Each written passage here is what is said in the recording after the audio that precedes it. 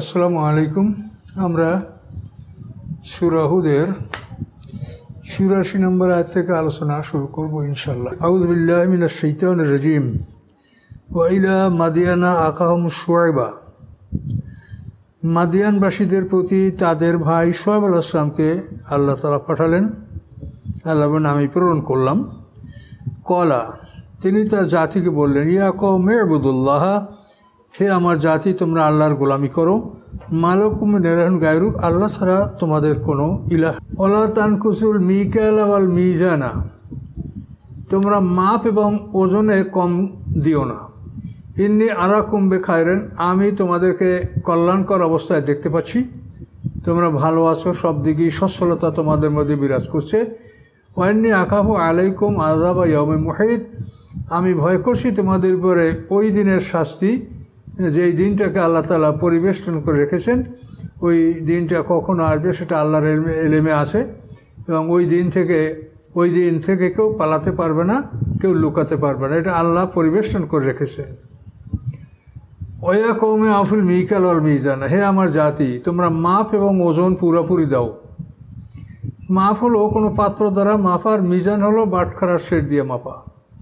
বিলকিসত, ন্যায়সঙ্গতভাবে তোমরা মাপ এবং ওজন সঠিকভাবে দাও। ওয়ালা তাবখাসুন নাস আশিয়াহুম, এবং মানুষের সম্পদে ঘাটতি করিও না, অর্থাৎ তুমি বেশি মেপে নিবে আর তাদেরকে কম দিবে। এভাবে তোমরা মানুষের সম্পদে তোমরা ঘাটতি করিও না, কমতি করিও না। ওয়ালা তাআসাউ ফিল আরদি মুফসিদিন, এবং পৃথিবীতে ফাসাদ করে বেরিও না। সুন্দরভাবে, ভালোভাবে, শান্তিপূর্ণভাবে তোমরা জীবনযাপন করো। তোমরা যদি সঠিকভাবে মানুষকে মাপ দাও, অর্থাৎ কেনার সময় সঠিকভাবে মেপে কেনো, আর বেচার সময় সঠিকভাবে মাপ দিয়ে তোমরা বিক্রি করো, তাহলে যে অবশিষ্টটা থাকবে এটার নাম হলো বাকিয়াতুল্লাহ, আল্লাহর অবশিষ্ট। খায়রুল লাকুম, তোমাদের জন্য উত্তম। ইন কুনতুম মুমিনিন, যদি তোমরা মুমিন হয়ে থাকো। ওমা আনা আলাইকুম বিহাফিজ, আমি তোমাদের সংরক্ষণকারী নই, তোমাদের দায়িত্বশীল আমি নই, তোমাদের রক্ষাকারী আমি নই।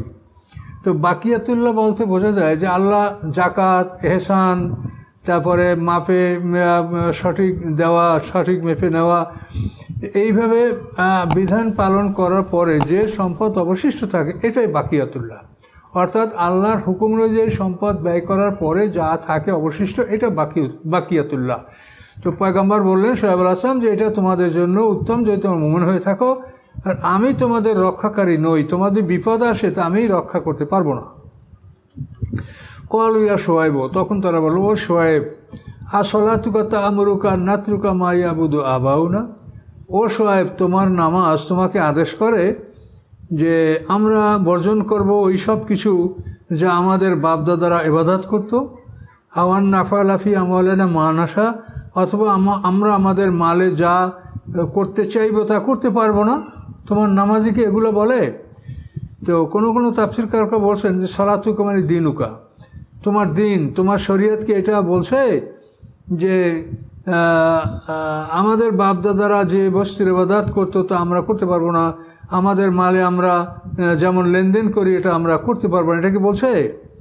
তোমার নামাজ থাকবে, তোমার দিন থাকবে, তোমার নামাজ তুমি পড়ো, যারা পড়বে, কিন্তু আমরা আমাদের কাজ করব।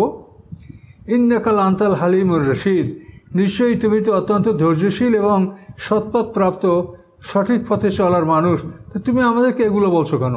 তোমার নামাজ, তোমার দিন নিয়ে তুমি থাকো, আর আমাদের কাজ নিয়ে আমরা থাকি। কাজেই তোমার নামাজে আমাদের বাপদাদার এই মূর্তিপূজ ইবাদত, এটাকে কেন বাধা দেবে? তোমার নামাজে আমাদের মালের মধ্যে আমরা যেভাবে লেনদেন করব সেটাই কেন বাধা দেবে? তাহলে এই শুআয়ব আলাইহিস সালাম উম্মতের কথাটা ঠিক আমাদের এই যুগের উম্মতের সাথে মিলে। আমাদের এই যুগের লোকেরাও অনেকেই সঠিকভাবে নামাজ পড়তে চান, নামাজে কোনো আপত্তি নাই, কিন্তু এরপর ওনার যেটা কাজ, সুদ, ঘুষ, লেনদেন, জুলুম, এটা সবই চলবে, নামাজ থাকবে। নামাজের জায়গায় নামাজ থাকবে, আর ওনাদের কাজ ওনাদের থাকবে। এটা কিন্তু বর্তমান সমাজেও ঠিক এই অবস্থাটাই বিরাজ করছে, যেটা শুআয়ব আলাইহিস সালামের জাতিরা যেটা বলল। তাহলে সমস্ত কাফেরদের যে নিয়মাবলী, এটা একই রকমের পৃথিবীতে মানে অতীত হয়েছে, আর বর্তমানে এটা জারি আছে। ক্বালা ইয়া কওমি, পয়গম্বর বলেন, হে আমার জাতি, আর ওয়াইতুম তোমাদের কি ধারণা ইনকুন্তু আলা বাইনাত মির রাব্বি, যদি আমি আমার রবের পক্ষ থেকে উজ্জ্বল প্রমাণের উপরে প্রতিষ্ঠিত থাকি, অর্থাৎ রবের পক্ষ থেকে আসমানি নির্দেশের উপরে যদি আমি প্রতিষ্ঠিত থাকি, ও রাজাকানি মিন্নু রেজকান হাসানা, এবং তিনি যদি আমাকে উত্তম জীবিকা দান করেন। মানে শোয়েব আলাইহিস সালাম অত্যন্ত সমৃদ্ধশালী ছিলেন, ওনার ধন সম্পদ প্রচুর ছিল, এই জন্য তিনি এই কথাটা বললেন। আর আমাকে আমার রব যদি উত্তম জীবিকা দান করে থাকেন, তাহলে আমি সেই রবের কি নাফরমানি করতে পারবো, তার হুকুম অমান্য করতে পারবো? ওমা উরিদ আন উখালিফাহুম ইলা মা আনহাকুম আনহু, আর আমি চাচ্ছি না যে আমি যে বিষয় নিয়ে তোমাদের বিরোধিতা করছি সেই কাজগুলো আমি করব। যেগুলো আমি তোমাদেরকে করতে বারণ করছি, যেগুলো নিয়ে তোমাদের সাথে আমার বিরোধ, সেইগুলো আমি করব, এটা আমি কখনো কামনা, এটা হতেই পারে না। ইন উরিদু ইল্লাল ইসলাহ মাস্তাতা'তু, আমি চাচ্ছি তোমাদের সংশোধন যতখানি সম্ভব, যতখানি আমি পারি তোমাদের সংশোধন আমি কামনা করছি।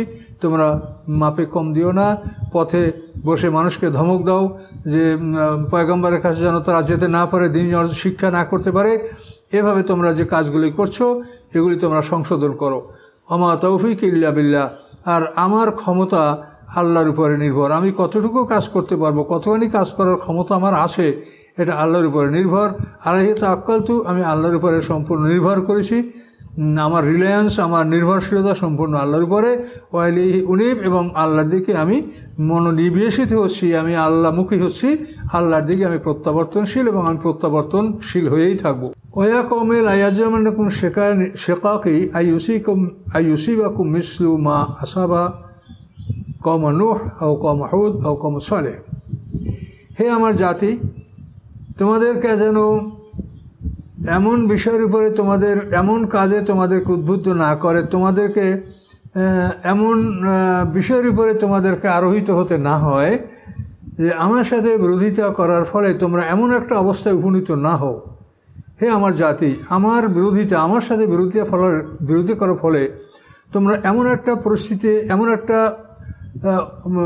অবস্থায় তোমরা উপনীত না হও, কি সেটা, যে আইয়ুসিবাকুম মিসলা মা আসাবা কওমের, যে তোমাদের উপরে ওই ধরনের বিপদ আসবে যেই বিপদ আসছিল নূহ আলাইহিস সালামের জাতির উপরে, আও কওম হুদ, অথবা যে বিপদ এসেছিল হুদ আলাইহিস সালামের জাতির উপরে, আও কওম সালেহ, অথবা যে বিপদ এসেছিল সালেহ আলাইহিস সালামের কওমের উপরে। অর্থাৎ আমার সাথে বিরোধিতা তোমাদেরকে এরকম একটা অবস্থায় তোমাদেরকে পৌঁছে দিতে পারে। ওমা কওম লূত মিনকুম বিবাঈদ, আর লূতের সম্প্রদায় তোমাদের থেকে খুব দূরে নয়। মানে শোয়েব আলাইহিস সালামের যে মাদায়েন অঞ্চল, এখান থেকে উত্তর দিকে লূতের ধ্বংসাবশেষ, এটা খুব বেশি দূরে নয়। মাদায়েন থেকে সিরিয়া খুব বেশি রাস্তা নয়। এটা বললেন যে লূতের সম্প্রদায় ধ্বংস তো তোমাদের খুব দূরে নয়, যে তোমরা দেখেছো। লূত আলাইহিস সালাম হলেন ইব্রাহিম আলাইহিস সালামের কন্টেম্পোরারি, আর শোয়েব আলাইহিস সালাম হলেন মূসা আলাইহিস সালামের পূর্বের পয়গম্বর। এই শোয়েব আলাইহিস সালামের বাড়িতেই মূসা আলাইহিস সালাম থেকেছেন, তার মেয়ে বিয়ে করেছেন। ব্যবধান আছে অনেক, কিন্তু ধ্বংসাবশেষ তো এখনও একইভাবে পড়ে আছে। আস্তাগফিরু রাব্বাকুম, তোমরা আল্লাহর কাছে ক্ষমা প্রার্থনা করো। সুম্মা তুবু ইলাইহি, এরপর তোমরা আল্লাহর দিকে ফিরে আসো, প্রত্যাবর্তন করো। ইন্না রাব্বি রহিমুন ওয়াদুদ, নিশ্চয়ই আমার রব তিনি দয়াবান এবং তিনি বন্ধুত্বসুলভ, তোমাদেরকে গ্রহণ করবেন, তিনি বন্ধুত্বসুলভ, তিনি শত্রুতা ভাবাপন্ন নন। ক্বালু ইয়া শোয়েব, তখন ওরা বলে, ও শোয়েব, মা নাফকাহু কাসীরাম মিম্মা তাকুল, তুমি যা বলো এগুলো আমরা বেশি কিছু বুঝি না। তুমি যেটা বলো এটা আমরা বেশি কিছু বুঝি না, এটা আমাদের বুঝে আসে না। ওয়াইন্না লানারাকা ফিনা দাইফা, আমরা তোমাকে দেখতে পাচ্ছি যে তুমি আমাদের মধ্যে দুর্বল। লাউলার হাতুকা রাজমনাকা, যদি তোমার পরিবার পরিজন না হতো তাহলে আমরা তোমাকে প্রস্তর আঘাতে হত্যা করতাম। অমান্ত আলাই নবী আজিজ, এবং তুমি আমাদের উপরে প্রতিশোধ গ্রহণ করার ক্ষমতা রাখো না। এভাবে ওরা শোয়েব আলাইহিস সালামকে বলল। শোয়েব আলাইহিস সালাম বললেন, ক্বালা ইয়া কওমি, আমার জাতি, আর হাতে আযু আলাইকুম মিনাল্লাহ, আমার পরিবার পরিজন, আমার আত্মীয় স্বজন, আমার কিন্সম্যান, এরা কি তোমাদের কাছে আল্লাহর সাথে বেশি সম্মানিত? তোমরা আল্লাহকে সম্মান করো না, আল্লাহকে ভয় করো না, তোমরা আমার আত্মীয় স্বজনের সম্মানে আমাকে হত্যা করছো না, এটা বলছো। হত্যা কাস্তুম ওরকম জিহিরিয়া, এবং তোমরা আল্লাহকে তোমাদের পিঠের পিছে নিক্ষেপ করেছো। আল্লাহকে পিঠের পিছে নিক্ষেপ করা তো আল্লাহর বিধান, আল্লাহর শরিয়াতকে তোমরা সম্পূর্ণ অগ্রাহ্য করেছো। ইন্না রাব্বি বিমা তা'মালুনা মুহীত, নিশ্চয়ই আমার রব তোমাদের সমস্ত আমলগুলি পরিবেষ্টিত করে রেখেছেন, সংরক্ষণ করে রেখেছেন। ইয়া কওমি ইমালু আলা মাকানাতিকুম, হে আমার জাতি, তোমরা তোমাদের অবস্থানে থেকে আমল করো, ইন্নী আমিলুন, আমিও আমার অবস্থানে থেকে আমল করছি, সাউফা তা'লামুন, অচিরেই তোমরা জানতে পারবে, মাইয়াতি আযাবু ইউখজি, কার কাছে আসে, কাদের কাছে আসে অপমানজনক শাস্তি। অপমানজনক শাস্তি কাদের কাছে আসে দেখতে পাবে। অমানুয়া কাযেব, এবং কে মিথ্যাবাদী তাও তোমরা সেদিন দেখতে পাবে। অরতাকিবু, অপেক্ষা করো, ইন্নী মাআকুম রাকিব, আমি তোমাদের সাথে অপেক্ষমান থাকলাম। এভাবেই পয়গম্বর চূড়ান্ত কথা তাদেরকে শোনায় দিলেন। এরপরে তো তাদের ধ্বংস হয়েছে, যে বহুদিন ধরে তাদের বৃষ্টি বন্ধ ছিল। তারপরে হঠাৎ করে একটা কালো মেঘ আসলো। এই মেঘ দেখে সবাই তারা মনে করলো যে প্রচুর বৃষ্টি হবে, সবাই সেই মেঘের নিচে জমা হলো। জমা হওয়ার পরে আল্লাহর হুকুমে সেই মেঘ থেকে অগ্নিবৃষ্টি হলো এবং তারা সমূলে ধ্বংস হলো। এভাবেই এই জাতি আল্লাহ ধ্বংস করেছিলেন। ওলাম্মা যা আমরুনা, অতঃপর যখন আমার আদেশ আসলো, নাজ্জাইনা শুআয়বান, আমি সবাইকে মুক্তি দিলাম, ওয়াল্লাযীনা আমানু মাহু, এবং যারা তার সাথে ঈমানদার তাদেরকে আমি মুক্তি দিলাম, বিরহমাতিম মিন্না, আমার পক্ষ থেকে বিশেষ রহমতের মাধ্যমে আমি তাদেরকে মুক্তি দিয়েছিলাম। ওয়াখাযাতিল্লাযীনা যালামু সাইহা, এবং একটি বিগ ব্যাং, একটা বিরাট শব্দ, বিকট ধ্বনি জালেমদেরকে পাকড়াও করেছিল। ফাসফাউ ফি দিয়ারহিম যাথিমিন, এবং তারা তাদের গৃহের মধ্যে তারা উবু হয়ে পড়েছিল, মরে উবু হয়ে সব পড়েছিল। কাল্লাম ইয়াগনাউ ফিহা, মনে হচ্ছে যেন এই বাড়িতে কেউ বসবাস করে নাই। বাড়িগুলি নিথর, নিস্তব্ধ, শূন্য, ফাঁকা পড়েছিল। আলা বোদেল্লে মাদিয়ান, তোমরা সতর্ক হও মাদিয়ানবাসীদের থেকে, আল্লাহ রহমত বহু দূরে। কামা বয়দাতলে সামুদ, যেমন আল্লাহ রহমত দূরে ছিল সামুদ জাতির থেকে, এরা আল্লাহ রহমত লাভ করতে পারে নাই। তো এইভাবেই ধ্বংস যারা হবে তারা ধ্বংস থেকে এড়াতে পারে না। যদি এলাকায় না থাকে তাহলে বাইরে থাকলেও তাদের ধ্বংস হবে। যেমন লূত আলাইহিসসালামের সময় দু একটা লোক বাইরে ছিল, হেরেমে ছিল, তাদের জন্য নির্ধারিত পাথর হেরেমের বাইরে ঘোরাফেরা করছিল, এবং এই পরবর্তী যখন হেরেম থেকে বের হয়েছে, তাফসীরে বলা হয়েছে 40 দিন পরে সেই পাথর আবু রেগাল নামক এক ব্যক্তি লূত সম্প্রদায়ের মানুষ যে হেরেমে ছিল, হেরেম থেকে বের হওয়ার সাথে সাথে পাথরে তাকে আঘাত করেছে এবং সে ধ্বংস হয়েছে।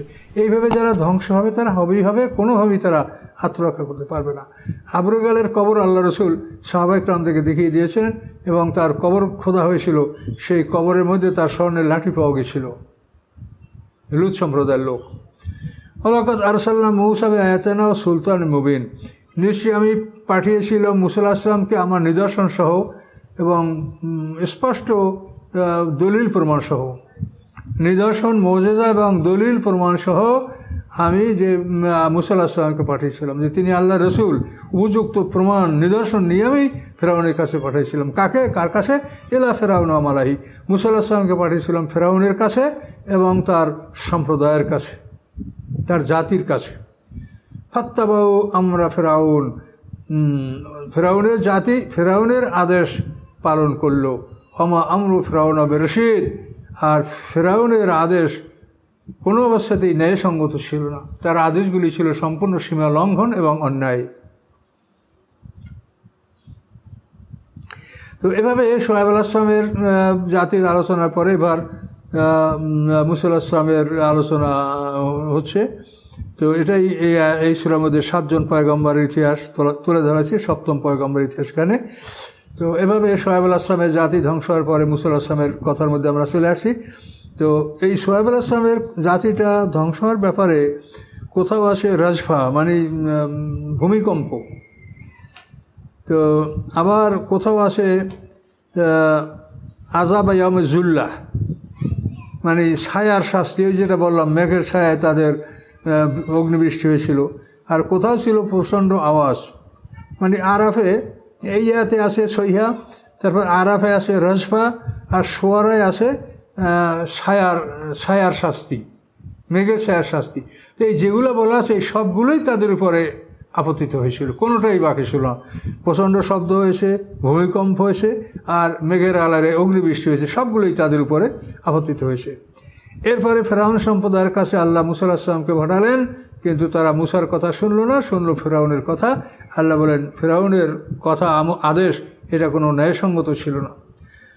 ইয়াকদুমু কাওমাহু ইয়াওমাল কিয়ামাতে, কিয়ামতের দিন ফেরাউন সে তার জাতির নেতৃত্ব দিবে।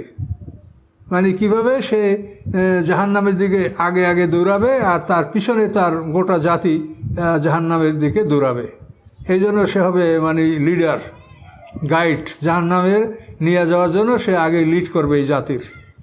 ইয়াকুদুমু কওমাহু, সে সামনে অবস্থান করবে কিয়ামতের দিন, তার জাতির সামনে অবস্থান করবে এবং কি করবে, আওরাদাহুন নার, তাদেরকে আগুনে নিক্ষেপ করবে, তাদেরকে নিয়ে আগুনে সে ঝাঁপিয়ে পড়বে।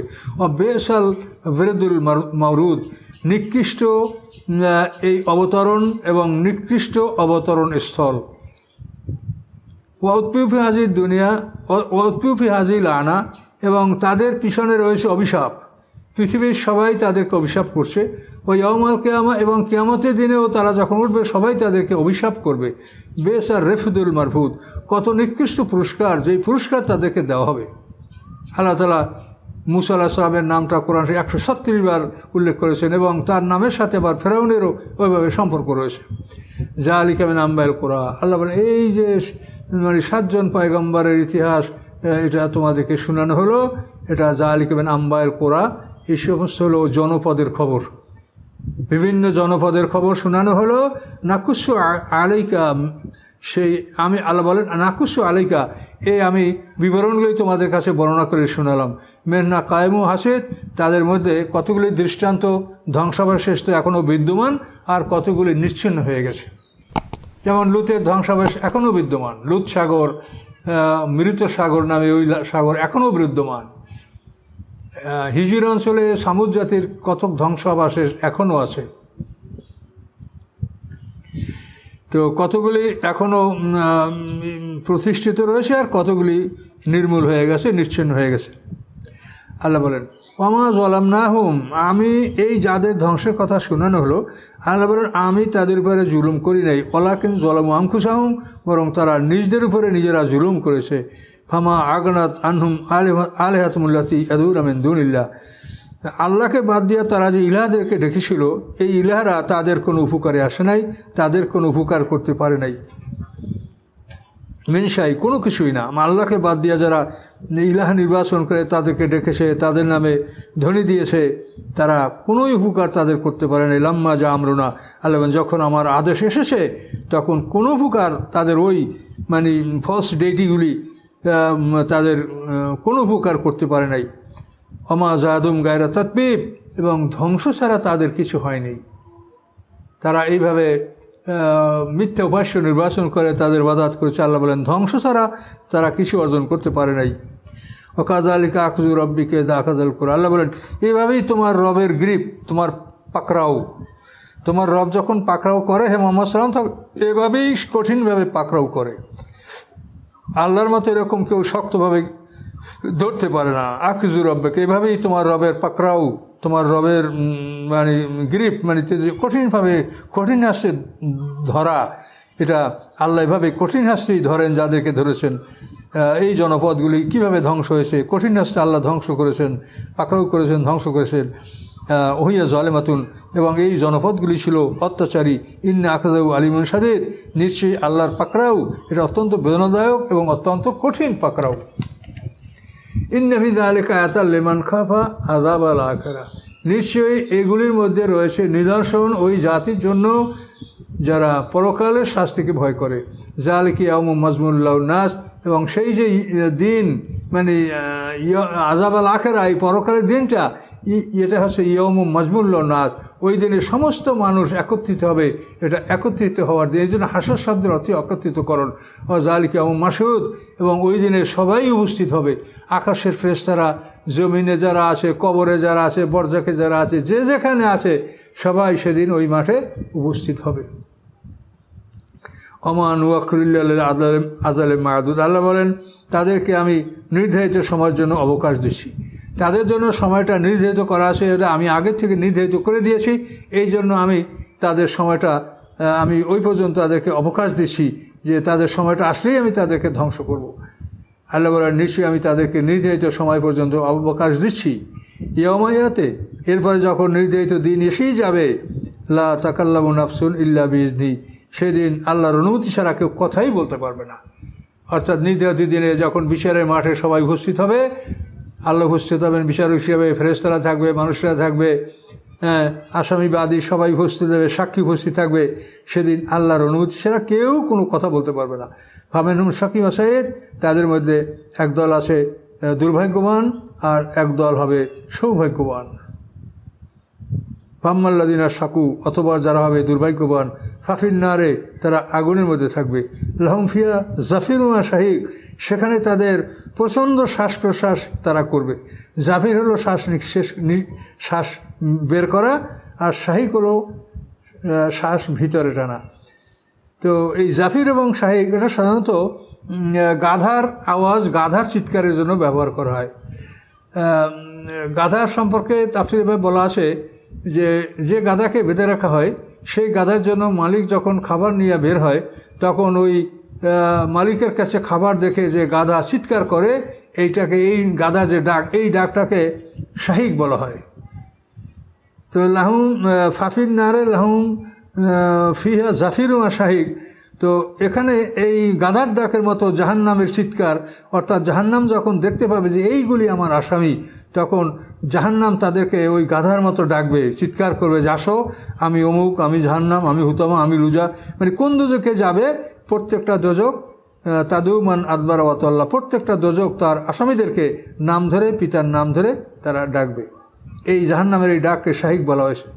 আর জাহান্নামবাসীরা যে কষ্টে প্রচণ্ড বেগে নিঃশ্বাস করবে, নিঃশ্বাস ছাড়া, এটাকে বলা হয়েছে জাফির। তো জাহান্নামীদের এরকম মানে শ্বাস প্রশ্বাসের ভয়ঙ্কর, কষ্টে পড়লে মানুষ জোরে জোরে শ্বাস প্রশ্বাস করে, তো ওই শাস্তির কারণে তারা এরকম জোরে জোরে শ্বাস প্রশ্বাস করবে, এটা শোনা যাবে। খালিদিনা ফিহা, এই শাস্তির মধ্যে তারা অনন্তকাল থাকবে। কতদিন থাকবে? মা দামাতিস সামাওয়াতু ওয়াল আরদ, যতক্ষণ থাকবে আকাশ এবং পৃথিবী। অর্থাৎ সেখানে একটা জগৎ সৃষ্টি হবে এবং সেই জগতের আকাশ পৃথিবী থাকবে। সেই জগতের আকাশ পৃথিবী যতদিন স্থায়ী থাকবে, ততদিন তারা স্থায়ী থাকবে দোজখে। হ্যাঁ, ইল্লা মা শাআ রাব্বুক, বরং আপনার রব যা চাবেন তাই হবে। অর্থাৎ আপনার রব যা চাবেন, অর্থাৎ ওর মধ্যে যারা থাকবে, এর মধ্যে কিছু লোক শাফাতের মাধ্যমে বের হবে। এটা হলো ইল্লা মা শাআ রাব্বুক। ইন্না রাব্বাকা ফাআলুল লিমা ইউরিদ, নিশ্চয়ই আপনার রব যা ইচ্ছা তাই তিনি করতে সক্ষম এবং তাই তিনি করেন এবং করবেন। এখানে মাদামাতিস সামাওয়াতু ওয়াল আরদ, মাদামাতিস সামাওয়াতু ওয়াল আরদ, আকাশ পৃথিবী, জান্নাত জাহান্নামের আকাশ পৃথিবী যতদিন সেই থাকবে, ততদিন তারা ওই দোজখে থাকবে। কিন্তু এরপরে ইল্লা মা শাআ রাব্বুকা, আপনার রব যা চান, অর্থাৎ কিছু লোক আল্লাহ রব যা চান তাদেরকে আল্লাহ তাআলা শাফাতের মধ্যে বের করবেন। এ সম্পর্কে আল্লাহ রাসূল বলেছেন যে আমাকে বহুকাল পার হয়ে যাওয়ার পর, দোজখবাসীরা বহুকাল থাকার পরে আল্লাহ তাআলা আমাকে একটা সীমানা নির্ধারণ করে দেবেন, এই সীমানা পর্যন্ত শাফাত করে বের করা হোক, আমি তাদেরকে বের করব।